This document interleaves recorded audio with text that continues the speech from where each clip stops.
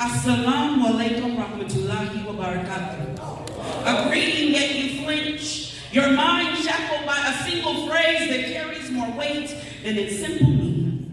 Peace be upon you and God's mercy and blessings. You see me through a lens of misconception, faith as a locked door, my worth measured by your approval. But I've outgrown those constraints. I seek peace beyond the borders of doctrine. I embrace the quiet truth that hums beneath every prayer.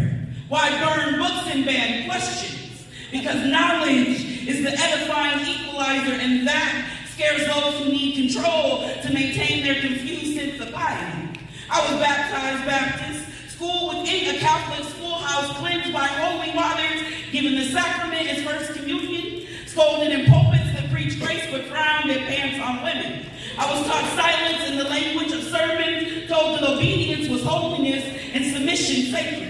From the garden to the minaret, from the altar to the ark, they've been writing me out since the beginning. Covered my power in cloth, neck to ankle, while men stroll with knees exposed, free to lead, speak to question. Modesty's burden laid at our feet, their weakness, our sin. Across scriptures and sanctuary, I was called distraction, less than never enough unless I was quiet, covered, and small.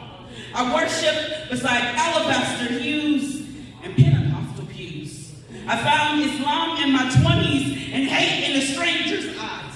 Why did you blow up those buildings as if my hijab was a subterfuge? I mean the fuse.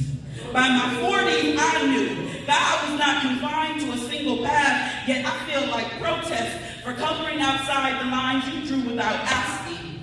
Never discuss religion or politics, they say, but maybe silence is the problem. Do you think it's coincidence that the epicenter of three great faiths rests beneath the same skies?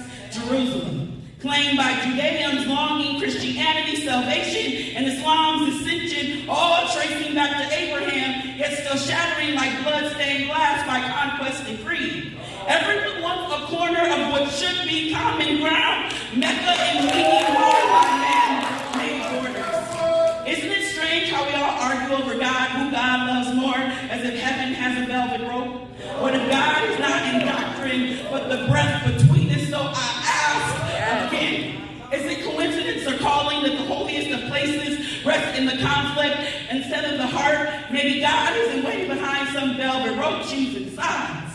Maybe God is watching to see who dares to build a bridge instead of drawing a line. Now this is both sermon and sword, a sacred archive. Say, who said